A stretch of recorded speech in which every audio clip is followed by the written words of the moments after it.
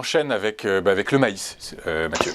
Oui, alors le maïs n'a pas tout à fait exactement la même configuration. C'est là aussi très explosif, hein, par contre. On voit en fait ce très très long plat en fait tout en bas du graphique entre, on va dire, 2014 et puis 2020 et une très belle sortie haussière. Vous voyez, quand on a franchi 450 début d'année 21. Là aussi, hein, c'est un petit peu comme ce qu'on a vu, cette logique de bouchon de champagne. On franchit un très fort niveau, on accélère extrêmement fortement jusqu'à rejoindre une résistance à 735. Ce mouvement en fait haussier de 2020 à 2021 est l'élément technique dominant. Il a été consolidé pendant l'été 21, les cours revenant chercher le support aux alentours des 500. C'est un niveau important, c'est un retracement de 50%. Ça veut dire qu'on a monté de 100, on a baissé de 50. C'est un ratio très classique dans le cadre d'une lecture haussière tout à fait malheureusement saine et construite.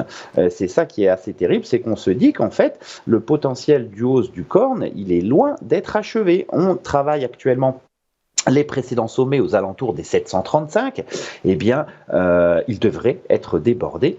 Ici, on peut projeter en fait cette impulsion haussière au point bas de la consolidation et pour avoir une cible 849 les sommets de 2012, puis après c'est 920. On a encore du chemin à faire sur les prix du maïs américain. Très clair, Mathieu. Donc du coup, vous nous conseillez éventuellement, si vous pouvez, de nous positionner sur le maïs. Alors, ce type en fait de configuration, en termes de positionnement, idéalement, si on en a, on est très content. Il faut attendre avant essayer de déboucler ou en tout cas essayer d'optimiser ses sorties. La problématique, c'est toujours cette notion de vitesse et d'accélération, hein. Ici, on est sur un marché donc très puissant qui grimpe très très fortement. Les supports donc d'invalidation de cette dynamique sont mécaniquement éloignés.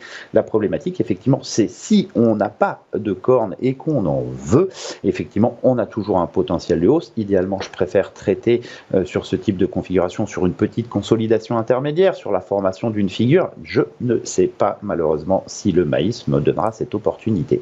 Ok, Mathieu, très rapidement, du coup, pourriez nous donner 2 niveaux de support à avoir en tête ? Là aussi, la problématique est la vitesse. J'ai un niveau de support qui est assez éloigné, 585 sur le corne, alors qu'on voit un peu plus de 700. Ça ne sert pas à grand-chose d'avoir un niveau aussi éloigné que ça. Là aussi, malheureusement, lorsqu'on a plus de vitesse, il faut aller raccourcir son horizon de temps et basculer sur un graphique journalier, voire même intraday si on veut trouver des niveaux de support crédibles.